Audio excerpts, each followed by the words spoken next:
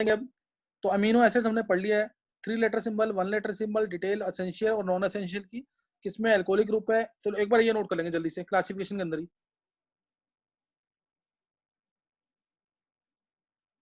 दक्ष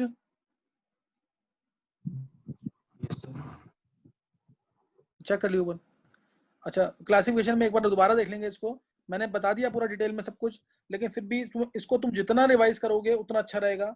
homework में अपने जरूर ऐड कर देना इसको कि तुम्हें अमीनो एसिड जरूर भेजना है इसके अंदर।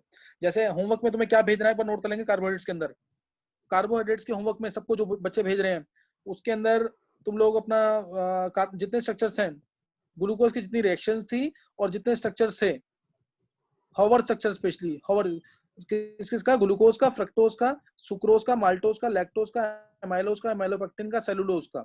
एक सेलुबायोज और कर लेना, सेलुबायोज, सेलुबायोज और उसमें और कर लेना। सेलुबायोज कुछ भी नहीं, ज्यादा डिफरेंस नहीं है। सेलुलोज जो तुम बनाते हो उसमें बहुत सारे ग्लूकोज के बीटा ग्लूकोज होते हैं, उसमें बहुत सारे बीटा ग्लूकोज होते हैं, इसमें 2 ही होते हैं 1,4 लिंकेज वाले बीटा ग्लूकोज। सेलुबायोज बीटा ग्लूकोज हैं 1,2 लिंकेज, सेलुबायोज बीटा ग्लूकोज 1,2 लिंकेज, याद कर लेंगे इसको, सही ना। सेलुबायोज,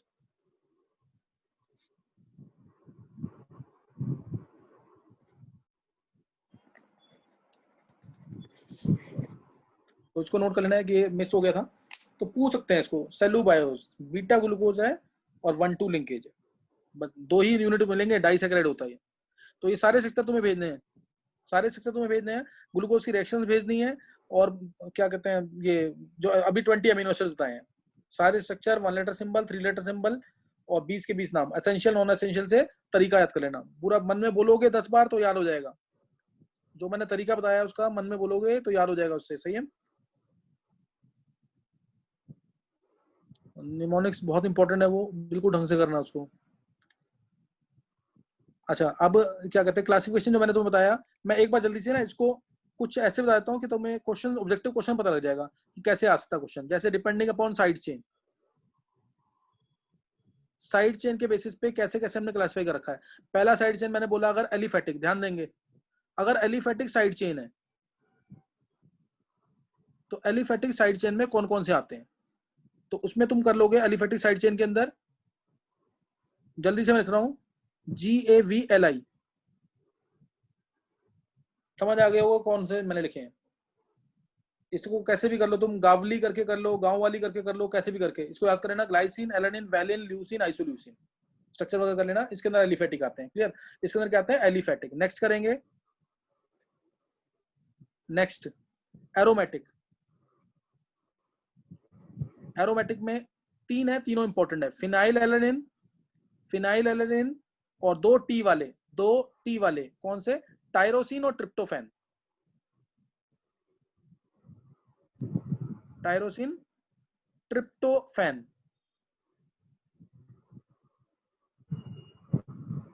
ट्रिप्टोफैन, टायरोसिन, ट्रिप्टोफैन। टायरोसिन का 1 लेटर सिंबल क्या था,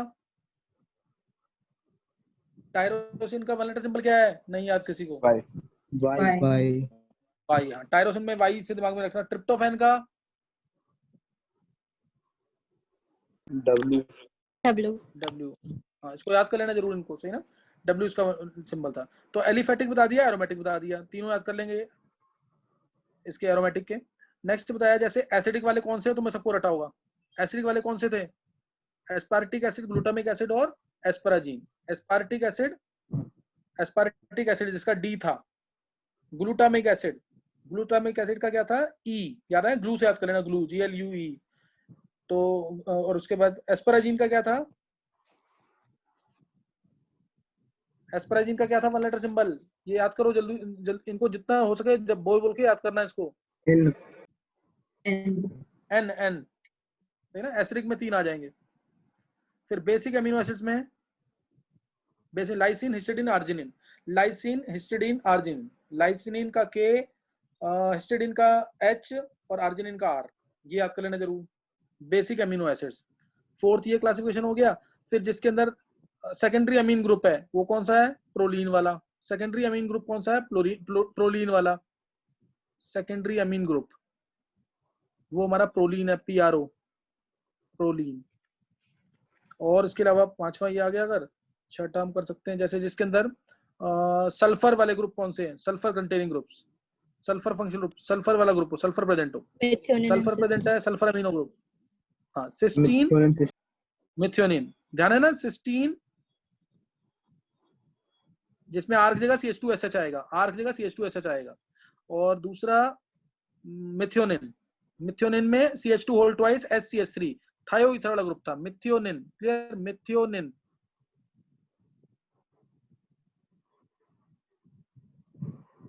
मिथ्योनिन आर की जगह क्या आता है, CH2 होल ट्वाइस SCH3। एक और है वो ना इसमें अमीनो एसिड में काउंट करते नहीं हम उसको, सिस्टीन। एक बार ना ये ऑब्जेक्टिव में आया था IIT में से 2016-17 में आया था कहीं, तो उसमें ना सिस्टीन का पूछा था फंक्शनल ग्रुप क्या है, तो ये वाला नहीं था वो सिस्टीन, ये पढ़ना है हमें, ये वाला। एक बार ये आ गया था इसलिए मैंने तुम्हें बता दिया कि ये चीज है, और ये ना एक्चुअल में सिस्टीन का ही डबल है। स्ट्रक्चर तो मेरे को एग्जैक्टली याद नहीं होगा इसको, फिर एक बार चलो नोट कर लेते हैं। स्ट्रक्चर ना इसी का डबल पार्ट है, इसी का डबल है ये। सिस्टीन का स्ट्रक्चर नोट करते हैं, एक बार देखते हैं कि क्या स्ट्रक्चर है। अप्रोक्सीमेटली बता देता हूँ मैं तुम्हें क्या स्ट्रक्चर बनता है इसका। जैसे CH, किसी को पता है स्ट्रक्चर इसका? CH NH2 COOH CH2, और ऐसे इधर S वही बना रहा हूँ मैं, सिस्टीन ही बिल्कुल ऐसा चाह रहा था ना, इसी की मिरर इमेज टाइप का कुछ ऐसे ले लेंगे। इधर CH, इधर COH आएगा, इधर NH2 आ जाएगा, सेम चीज बनानी है बिल्कुल, और इधर CH2S जुड़ गया। ये है स्ट्रक्चर इसका, हाँ सिस्टीन का, CYSTINE सिस है, फिर बीच में SS फिर सिस, ये स्ट्रक्चर इसका। सिस्टीन लिया, SS linkage, sulphur sulphur linkage, फिर सिस्टीन, ये दो है ना इसके अंदर सिस्टीन, से C करके डिनोट करते हैं इसको। तो ये सिस्टीन है, अगर चाहे तो स्ट्रक्चर कर सकते हैं इसका, यही स्ट्रक्चर होगा इसका, यही चेक कर लेंगे स्ट्रक्चर। हमेशा हमारा एन टर्मिनल बनाते समय हमेशा एन टर्मिनल लेफ्ट में होता है और C टर्मिनल राइट में होता है। N terminal always on the left, ये याद रखना। कभी भी अमीनो एसिड बनाते हैं, दो को कंबाइन करते हैं, तो एन टर्मिनल या एन टर्मिनल जो भी रेसिड्यू है एन का, वो लेफ्ट में रहेगा और C वाला राइट में रहेगा। तो इसको ध्यान रखना है इसके अंदर, तो ना इसको भूलना नहीं है। तो ये हमारा क्लासिफिकेशन कैसा था, ये क्लासिफिकेशन कैसा था जिसमें एलिफेटिक भी है, एलिफेटिक, एरोमेटिक, एसिडिक, बेसिक, जितने ग्रुप्स हैं सब आ जाएंगे इसके अंदर से ना, एसिडिक, बेसिक। उसके अलावा सल्फर कंटेनिंग ग्रुप्स बता दिया मैंने। एल्कोहलिक ग्रुप्स वाले कौन से थे, एल्कोहलिक वाला सोचो।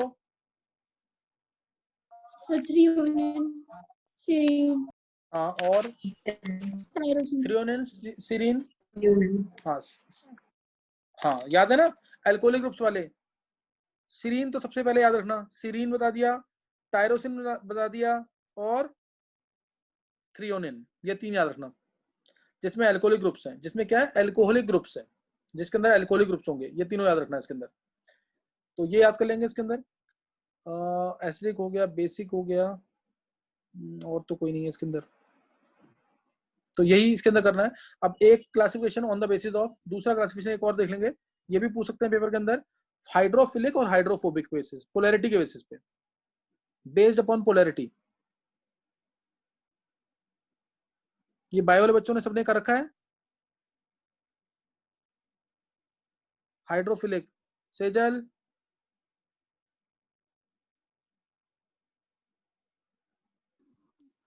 नो सर, ये नहीं कराया था। अच्छा ये बायो में नहीं कर रखा है वाला, हाइड्रोफिलिक हाइड्रोफोबिक, हाइड्रोफिलिक हाइड्रोफोबिक, ये थोड़ा सा टफ होगा याद करना, फिर भी ना एक बार मैं ग्रुप बना के याद करा देता हूँ तुम्हें इसके। हाइड्रोफिलिक वाले याद कर लो, बचे हुए हाइड्रोफोबिक में आ जाएंगे। हाइड्रोफिलिक वाले याद कर लो, जैसे एसिडिक वाला हाइड्रोफिलिक है, या पोलर कह लो, हाइड्रोफिलिक मतलब पोलर, याद रखना, हाइड्रोफिलिक मतलब पोलर, हाइड्रोफिलिक पोलर, और हाइड्रोफोबिक यानी non polar amino acids, non polar. तो इसमें एसिडिक याद कर लेना, एक तो एसिडिक में ग्लूटामिक एसिड, एस्पार्टिक एसिड और एस्पाराजीन, एसिडिक वाले ये कौन से हैं, हाइड्रोफिलिक है। फिर बेसिक वाले, बेसिक वाले कौन से हैं, basic amino acids, lysine, histidine, arginine, clear, lysine, histidine और आर्जिनिन, ये आ जाएगा। फिर हाइड्रोक्सी वाले भी पोलर में ही काउंट होते हैं। हाइड्रोक्सी वाले कौन से थे, नाम लिख लेना जरूर ताकि याद ग्रुप बन जाए, मैं यहाँ पे लिख देता हूँ पर, हाइड्रोक्सी कंटेनिंग ग्रुप्स, हाइड्रोक्सी, ये भी हमारे पोलर में आते हैं, और इसमें सीरीन, थ्रियोनिन और THR, और सीरीन, थ्रियोनिन और टायरोसिन, सही ना, TYR, टायरोसिन वाई से डिनोट करते हैं इसको, थ्रियोनिन को T से, सीरीन को S से। तो ये ध्यान रखेंगे इसके अंदर। हाइड्रोक्सी, ये 3 बता दिए मैंने तुम्हें, एसिडिक वाले 3, बेसिक वाले 3, हाइड्रोक्सी वाले 3। हाइड्रोक्सी कंटेनिंग ग्रुप्स 3 आ गए, और सल्फर वाले में सिर्फ एक ही याद रखना, सिस्टीन, सल्फर ओनली सिस्टीन आएगा इसके अंदर, CH2SH वाला, क्योंकि दूसरा सल्फर वाला तो ऑलमोस्ट नॉन पोलर में काउंट होता है। रीजन बीइंग कि उसमें थायोईथर ग्रुप है, उसमें SH ग्रुप नहीं है, इसमें SH ग्रुप होता है सिस्टीन के अंदर, CYS, सिस्टीन ओनली, सही ना, सिस्टीन ओनली, दूसरा नहीं आएगा मिथ्योनिन, क्योंकि इसमें थायोईथर ग्रुप है। तो ये याद कर लेंगे बच्चे। ये कितने हो गए, देखो 3 इधर आ गए, 3 इधर आ गए, 3 इधर आ गए, 1 इधर आ गया, 7 ये कौन से हैं, हाइड्रोफिलिक वाले, 7 हाइड्रोफिलिक, और बाकी 13 क्या हो जाएंगे, 13 रेस्ट क्या हो जाएंगे, नॉन पोलर यानी हाइड्रोफोबिक, 13 नॉन पोलर वाले। तो इसको ऐसे याद कर लेना। ऑब्जेक्टिव में कैसा आ सकता है क्वेश्चन, कुछ नहीं पता, इसे करना है तुम्हें। और फिर on the basis of occurrence भी कर सकते हैं। On the basis of occurrence 2 तरीके के अमीनो एसिड्स हैं, नेचुरल और सिंथेटिक। नेचुरल में जो नेचर में एग्जिस्ट करेंगे, सिंथेटिक जो मैन मेड होते हैं, लैब में बनाए जाते हैं।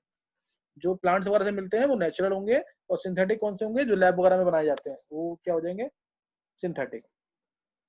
तो ये हमारा पूरा क्लासिफिकेशन था। इसके अलावा तुम लोगों ने बायो में पढ़ा होगा पक्का ये, तो वो हमारे कोर्स में तो नहीं है, लेकिन बस ये एक बार अगर सुनना है तो सुन लेंगे। जैसे कीटोजेनिक वाले कौन से हैं, जो कि ये एंटर करते हैं, जब ये आते हैं कब है, जब लिपिड का मेटाबॉलिज्म होता है। ये तुमने पढ़ा होगा, कीटोजेनिक एमिनो एसिड, कीटोजेनिक, फिर ग्लूकोजेनिक एंड कीटोजेनिक, ये पढ़ा हुआ है क्या सेजल, श्रेया? No sir. नहीं पढ़ा है, चलो एक बार, ये इंपॉर्टेंट नहीं है, कोई करना चाहे तो कर लेगा बार। कीटोजेनिक कौन से वाले हैं, कीटोजेनिक सिर्फ अकेला इंपॉर्टेंट लाइसीन है, सिर्फ लाइसीन है। और दूसरा इसमें आता नहीं है।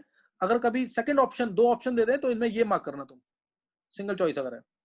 फिर glucogenic and ketogenic,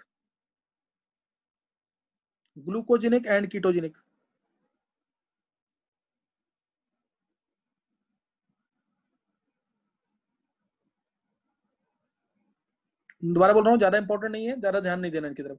glucogenic and ketogenic amino acid, glucogenic and ketogenic कौन कौन से हैं, एरोमेटिक वाले 3 है, ध्यान रखना इस चीज का।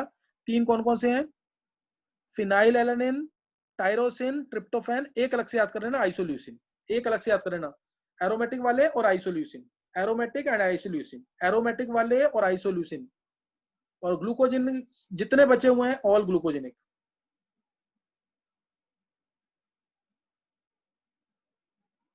रेस्ट ऑल, ये ग्लूकोजेनिक है। तो उसको करना हो तो कर लेना, अदरवाइज इंपॉर्टेंट नहीं है ये, सही ना, ये इंपॉर्टेंट नहीं है, इसको नहीं करना है। तो ये हमने पढ़ा क्या, classification of amino acids, classification of amino acid. मैं तुम्हें दोबारा बोल रहा हूँ, बोर्ड के लिए जो कर रहा है वो सिंपल ध्यान रखेंगे बोर्ड वाले बच्चे। कौन कौन से करने हैं तुम्हें, सिर्फ न्यूट्रल, एसिडिक, बेसिक। न्यूट्रल जिसमें एक COH एक NH2, यानी NH2 ग्रुप और COH ग्रुप बराबर होंगे। और एसिडिक वाले कौन से हैं, एसिडिक वाले जिसमें नंबर ऑफ COOH ग्रुप्स ज्यादा होंगे then number of NH2 groups. सिर्फ 3 है, ग्लूटामिक एसिड, एस्पारेटिक एसिड और एस्पाराजीन। और बेसिक वाले जिसके अंदर नंबर ऑफ NH2 ग्रुप्स ज्यादा है नंबर ऑफ COH ग्रुप से।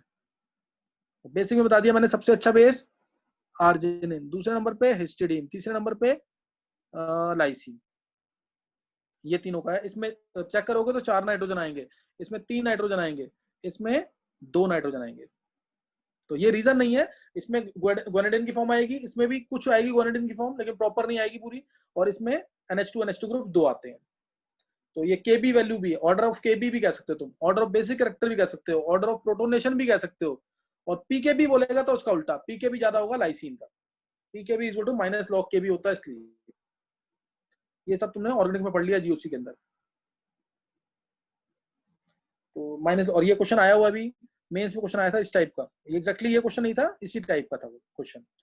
तो ये यहाँ पे हमने क्या खत्म किया है, अमीनो एसिड्स का, अमीनो एसिड का डिटेल खत्म कर लिया है यहाँ पे। अब नेक्स्ट जो करेंगे क्लासिफिकेशन, जैसे क्लासिफिकेशन के अंदर ही प्रोटीन्स क्या होता, प्रोटीन्स के अंदर ये दो ही करना तुम्हें ध्यान रखना चीज का, न्यूट्रल एसिडिक बेसिक, और दूसरा क्या कहते हैं, दूसरा एसेंशियल नॉन एसेंशियल, एसेंशियल और इंडिस्पेंसेबल, नॉन एसेंशियल और डिस्पेंसेबल। फिर एक वैसे ही कर लेंगे कंप्लीट प्रोटीन्स और इनकम्प्लीट प्रोटीन्स क्या होते हैं, कंप्लीट प्रोटीन्स क्या होते हैं, इनकम्प्लीट प्रोटीन्स क्या होते हैं। कंप्लीट जो में जितने भी एसेंशियल अमीनो एसिड्स हैं सब प्रोवाइड करेंगे, they are called as complete proteins, उन्हें बोलेंगे complete protein, which gives us, which provide us with all the essential amino acid, they are called as complete proteins. और ये ज्यादातर किसमें होगा, नॉन वेजिटेरियन डाइट्स में ही होगा, ये सब क्या होगा, नॉन वेजिटेरियन डाइट्स में, जैसे मीट, फिश, मिल्क, मिल्क के अंदर भी आएगा, पल्सेस में भी आता है, और एग में भी आएगा, सही ना, वो कंप्लीट प्रोटीन्स है, ये सब पढ़ सकते हो तुम आसानी से। Incomplete proteins which does not provide with all the essential amino acids, तो ज्यादातर वो वेजिटेरियन डाइट्स में होगा, जैसे राइस, व्हीट, मेज, इसके अंदर क्या हो, ये क्या होगा, incomplete protein, because they do not provide us with all the essential amino acids. Board का इंपॉर्टेंट क्वेश्चन है, is rice an adequate diet or not, is rice a complete diet or not. सबको पता है rice is not an adequate diet, it is incomplete diet, reason because it lacks lysine and threonine which are essential amino acids, lysine and threonine, and these are essential amino acids, ये essential amino acids, it lacks lysine and threonine which are essential amino acids। तो इसलिए बोलते हैं ना, rice has to be supplemented with, rice has to be supplemented with pulses, बोलते हैं चावल के साथ दाल लेना चाहिए, चावल और दाल, that makes a complete diet because it provides us with all the essential amino acids. तो ये ध्यान रखना चीज का, rice is not an adequate diet, it lacks lysine and threonine which are essential amino acids. कोई भी question नहीं भूल जाते हो तो सिंपल लिखना, it does not provide with us with all the essential amino acids, that's why it is an इनएडिक्वेट diet, ये इनएडिक्वेट diet provide करता है। फिर नोट करेंगे इसी के अंदर फिजिकल प्रॉपर्टीज। अब ये ऐसी चीजें तुम खुद पढ़ सकते हो, बस एक बार बताना जरूरी है। मेनली तुम्हें जो पढ़ना है अभी, essential non essential amino acids, उनके 3 letter symbol, 1 letter symbol, structure, ये मेन काम किया अभी तक 2 लेक्चर के अंदर। तो अब है physical properties of amino acid, ये तुम्हें ध्यान रखना कि ये कलरलेस होते हैं, व्हाइट कलरलेस क्रिस्टलाइन सॉलिड बोल दो सीधा, व्हाइट कलर भी बोल देते हैं, crystalline solid, colourless crystalline solid, सही ना, ये होते हैं। दूसरा, पानी के अंदर सॉल्युबल होते हैं, नॉन पोलर सॉल्वेंट में insoluble, soluble in water, soluble in water, और insoluble in benzene, CS2 and CCl4 which are non-polar nature, non-polar है तो insoluble, और इनका melting point, boiling point high होता है, जैसे ये NCERT का क्वेश्चन है कि इनका melting point, boiling point normal hello acid से ज्यादा क्यों होता है,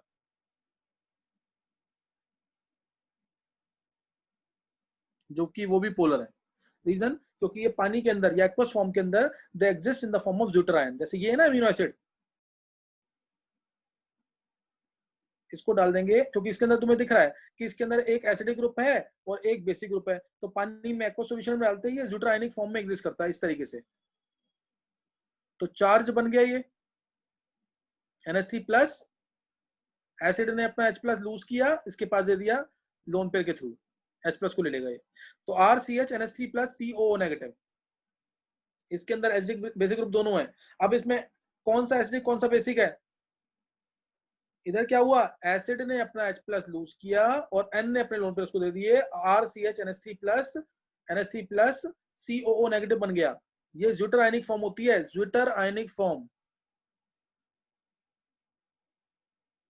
ये ज्यूटर आयन है which has internal salt like character, polarity आ गई, चार्ज स्पीशीज, ये ओवरऑल इस पे चार्ज क्या है, 0, अदरवाइज चार्ज तो आ रहा है इसमें पॉजिटिव नेगेटिव चार्ज आ गया, तो इसलिए इसका जो मेल्टिंग पॉइंट है, बॉइलिंग पॉइंट बढ़ जाएगा, नॉर्मल हेलो एसिड से ज्यादा मेल्टिंग पॉइंट, बॉइलिंग पॉइंट होगा इसका, सही ना।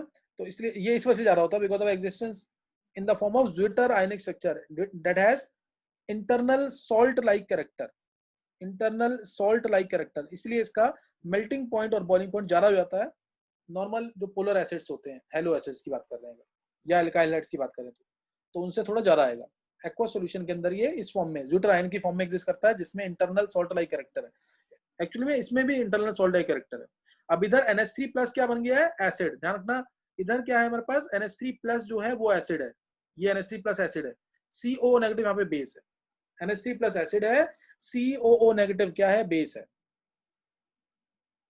समझ गए कि नहीं है? तो ये इसके अंदर ध्यान रखना तुम्हें। अब जैसे क्वेश्चन इसके अंदर आते हैं कि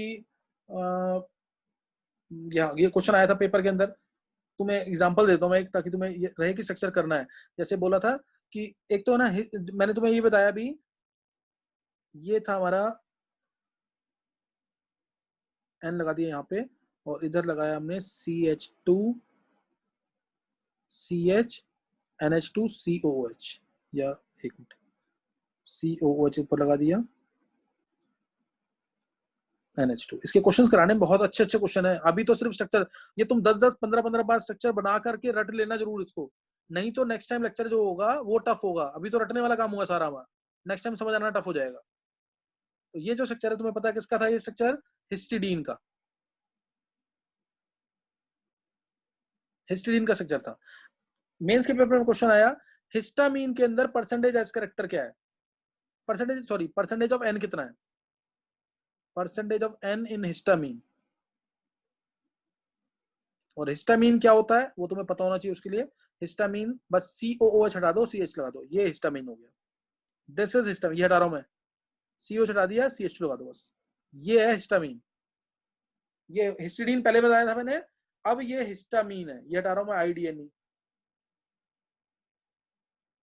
ये है हमारा हिस्टामीन।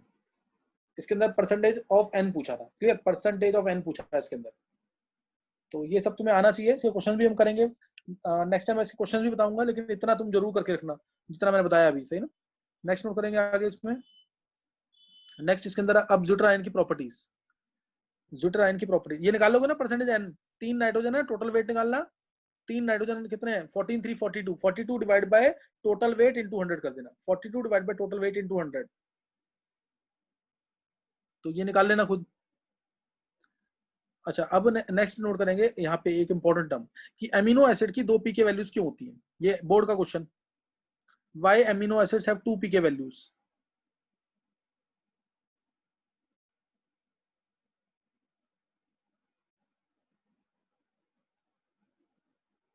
क्यों होती है 2 पीके वैल्यूज, क्या रीजन होता है इसका। सिंपल सी बात है, क्योंकि इसमें दोनों ग्रुप है ना, एसिडिक और basic, due to the presence of both acidic as well as basic group, acidic और बेसिक ग्रुप दोनों है इसके अंदर, इसीलिए इसकी 2 पीके वैल्यूज है, because of presence of both acidic as well as basic group. ये देखो, या ऐसे या फिर ऐसे पानी के अंदर, RCHNH3+ COO नेगेटिव, यहां पे हमारे पास ये बेसिक ग्रुप है, ये एसिडिक ग्रुप है, यहाँ पे हमारे पास ये एसिडिक ग्रुप है और ये बेसिक ग्रुप है। तो because of presence of these acidic as well as basic groups, it has 2 pK values, clear, it has 2 pKa values। अब नेक्स्ट अब है, नेक्स्ट अब करेंगे हम आइसोइलेक्ट्रिक पॉइंट, सबसे इंपॉर्टेंट टर्म यहाँ पे, जो मोस्ट एक्सपेक्टेड क्वेश्चन माना जाता है स्ट्रक्चर्स के अलावा। आइसोइलेक्ट्रिक पॉइंट देखो, ज्यूटर आयन मैंने बता दिया तुम्हें कैसे एग्जिस्ट करता है, ये है zwitter ion, RCHNH3+ COO negative. अगर मीडियम है बेसिक, बेसिक मीडियम है तो क्या होगा,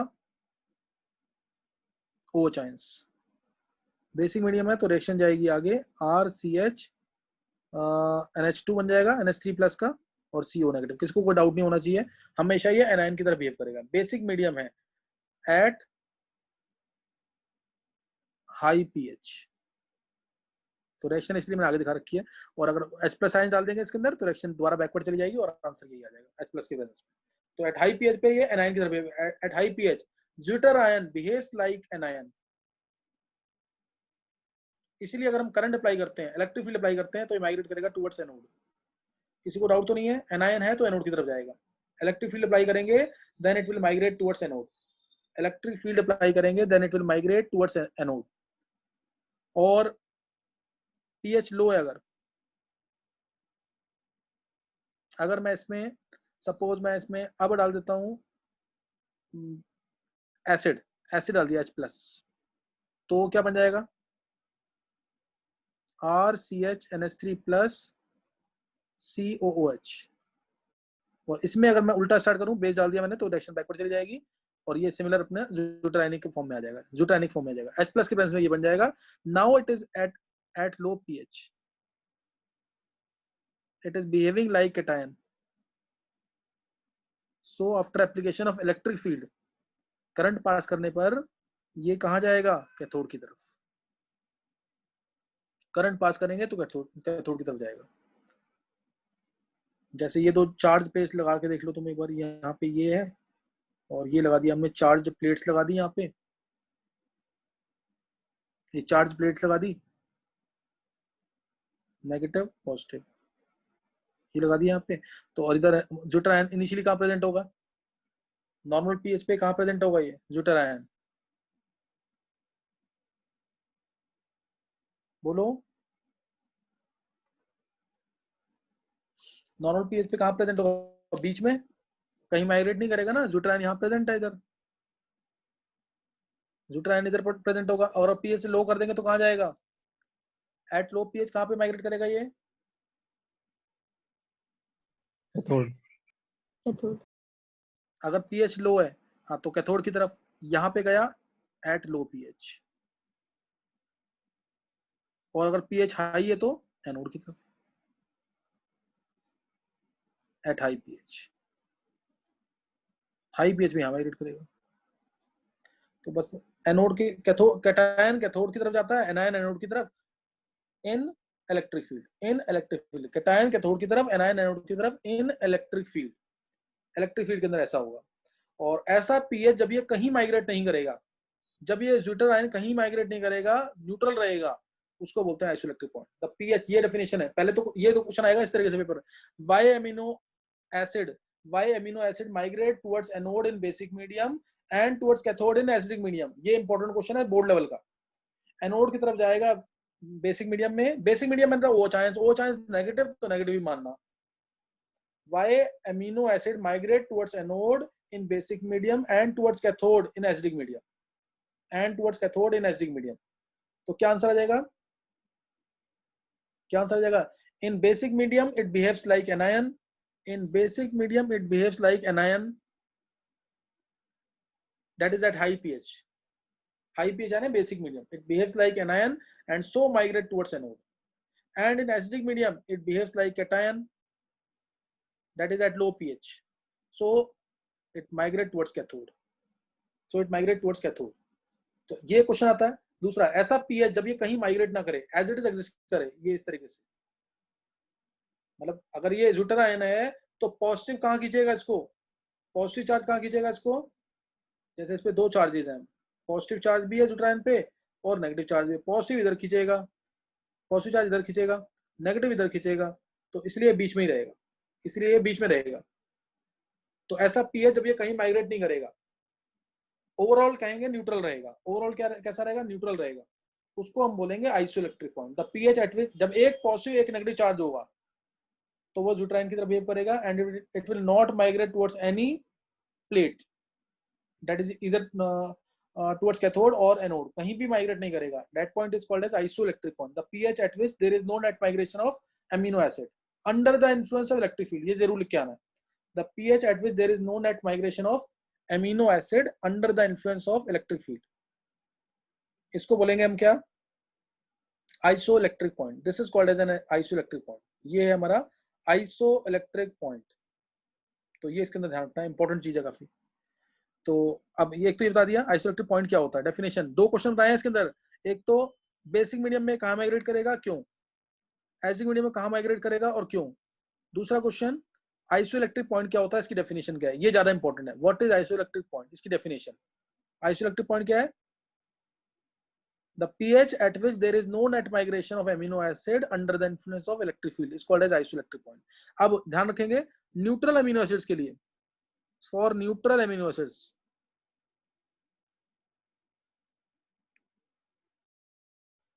ये एक्सपेरिमेंटली चेक किया गया है, तो तुम्हें याद रखना पड़ेगा।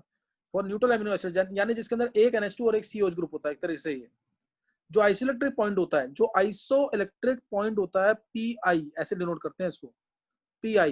ये होता है, ये मान के चलना तुम 5 से 6 के बीच में, मतलब 6.1 तक जाता, कुछ ऐसे 5 से 6 के बीच में जाएगा। न्यूट्रल एमिनो एसिड के लिए जो आइसोइलेक्ट्रिक पॉइंट है वो चेक किया गया तो इतना लाई करता है, 5 से 6 के बीच में। जैसे ग्लाइसिन के लिए 6.1 वैल्यू है, वैसे इसकी 6 के आसपास वैल्यू ग्लाइसिन के लिए जो न्यूट्रल है, तो 6 के आसपास मैक्सिमम मान के चलना तुम। ये आइसोइलेक्ट्रिक पॉइंट होता है, मतलब लेस देन 7 जाएगा न्यूट्रल अमीनो एसिड के लिए। और अगर बेसिक अमीनो एसिड्स हैं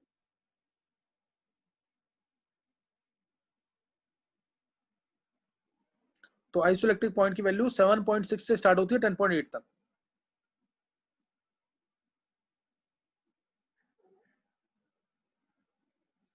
समझे कि नहीं? 7.6 से लेकर 10.8 तक ये वैल्यू आ जाएगी, 7.6 टू 10.8 बेसिक के लिए, यानी लाइसिन, हिस्टिडीन और आर्जिनिन के लिए, लाइसिन, हिस्टिडीन और आर्जिनिन के लिए। For acidic amino acids,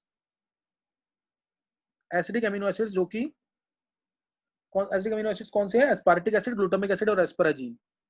aspartic acid, glutamic acid और एस्पराजीन। एस्पार्टिक एसिड यानी D, 1 letter symbol D, aspartic acid 1 letter symbol D, सही ना? ग्लूटामिक एसिड का GLUE, अभी बताया था पीछे, ग्लू से याद कर लेना, GLUE ग्लूटामिक एसिड का E, और एस्पराजीन का N, तो ये याद कर लेना इसको। और इनके लिए जो अमीनो एसिड्स होते हैं, इनके लिए जो आइसोइलेक्ट्रिक पॉइंट होता है, तुम लास्ट मान के चलना 4 के आसपास तक, नहीं तो 3 ही होता लगभग, 3 to 4, 3 to 4 ये इनके आइसोइलेक्ट्रिक पॉइंट है। ये PI की वैल्यू बता रहा हूँ आइसोइलेक्ट्रिक पॉइंट की, तो ये पता होना चाहिए पहले से ही कि इनके आइसोइलेक्ट्रिक पॉइंट कहाँ से कहाँ तक लाई करते हैं। तो ये क्वेश्चन इंपॉर्टेंट है। और आइसोइलेक्ट्रिक पॉइंट पे ये important line, at isoelectric point amino acids have least solubility in water. क्या रीजन होता है इसका? सोच के बोलो एक बार। Amino acid have, they are least soluble, least solubility in water, or they are least soluble in water.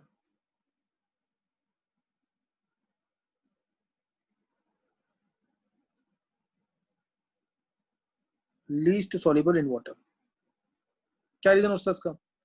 Eight isoelectric point amino acids are least soluble. बहुत सिंपल आंसर है। क्या एमिनो एसिड्स कैसे होते हैं आइसोइलेक्ट्रिक पॉइंट पे? Neutral होंगे, एक positive एक नेगेटिव, ऑलमोस्ट न्यूट्रल, न्यूट्रल होते हैं। न्यूट्रल की तो क्या होगा, सॉल्युबिलिटी कम होगी as compare to charge species, as compare to charge species. इसलिए आइसोइलेक्ट्रिक पॉइंट पे amino acids they are least soluble. Isoelectric point पे क्या होगा, amino acid they will be least soluble.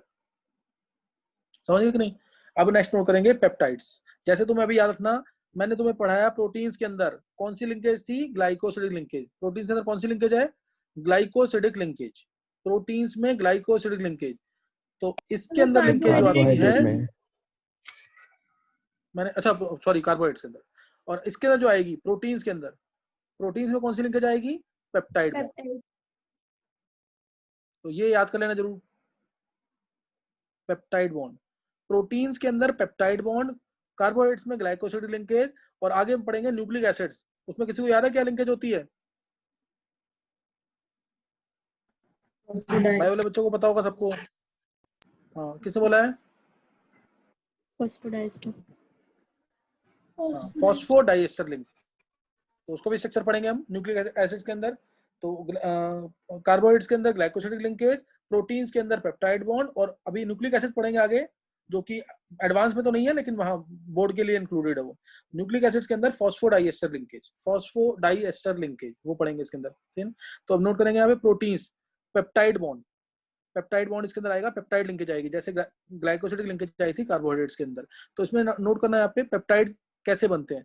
जब कंडेंसेशन होगा, जब कंडेंसेशन मींस एलिमिनेशन ऑफ छोटे molecules like water, small molecules like water, जब कंडेंसेशन होगा एक अमीनो एसिड का कार्बोक्सिल ग्रुप और दूसरे अमीनो एसिड का NH2 ग्रुप, वाटर यहां से बाहर निकलेगा। जैसे मैं एक एग्जांपल ले रहा हूं, मेरे को बनाना है सपोज ग्लाइसिन प्लस एलेनिन से, ग्लाइसिन प्लस एलेनिन से बनाना है एक डाइपेप्टाइड। क्या बनाना है, डाइपेप्टाइड। तो ग्लाइसिन लिया प्लस एलेनिन, एलेनिन का NH2 ग्रुप होना चाहिए सामने,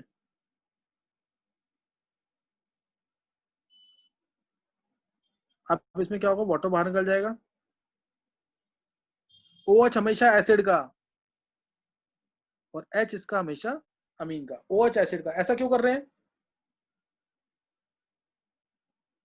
ऐसा क्यों कर रहे हैं? क्योंकि कोई भी सोच के बता सकता है ये, एसिड तो H देता है, तो मैंने OH क्यों लिया है? एसिड का OH और अमीन का या एल्कोहल का H लेते हैं हमेशा।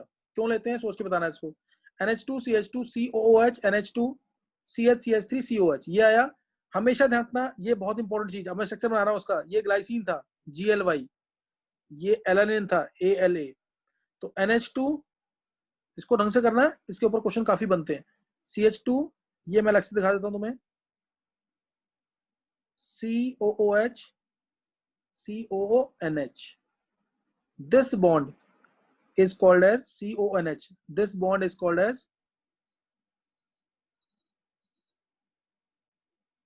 Peptide bond. ये बॉन्ड जो है यहाँ पे, इसको बोलते हैं पेप्टाइड बॉन्ड, CONH बॉन्ड।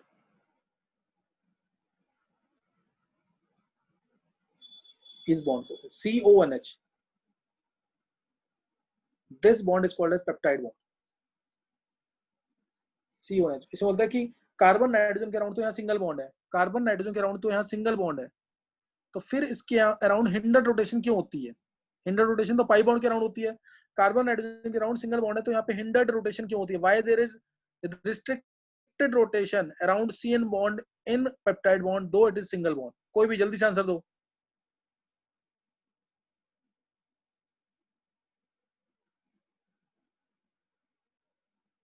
नहीं, बोल सर दक्ष क्योंकि आंसर हेलो जल्दी, दक्ष। बस इतना छोटा सोचते क्यों इतना ज्यादा, फिर छोटा सा क्वेश्चन था, इसमें रेजोनेंस हो जाएगी, रेजोनेंस की वजह से पाई बॉन्ड कैरेक्टर आ जाएगा। C पे O negative, double bond H positive, ये रेजोनेंस की वजह से। ये दिखाना जरूर स्ट्रक्चर के अंदर, why there is hindered rotation in pi bond. समझिए कि नहीं है? तो ये ध्यान रखना है। अब इसका स्ट्रक्चर देखेंगे नाम, क्लास के बाद ना 5 मिनट के लिए और ज्वाइन करना, ये स्ट्रक्चर दिखा देना जरूर। अच्छा, इसके बाद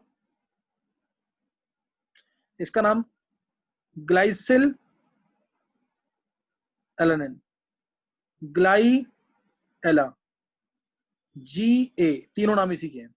और अगर मैं इसको, अच्छा एक चीज और ध्यान रखना, ये है हमारा एन टर्मिनल रेसिड्यू, भूलना नहीं बिल्कुल भी, this is called as N terminal residue. ये हमेशा लेफ्ट पे ही रहेगा।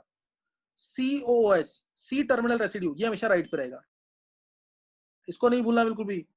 ये आगे क्वेश्चन में बहुत कम आएगा, बोलेगा एन टर्मिनल रेसिड्यू सिर्फ एलेनिन के ऊपर है, तो हमेशा उसको लेफ्ट पे रखना है, और C टर्मिनल रेसिड्यू राइट पे।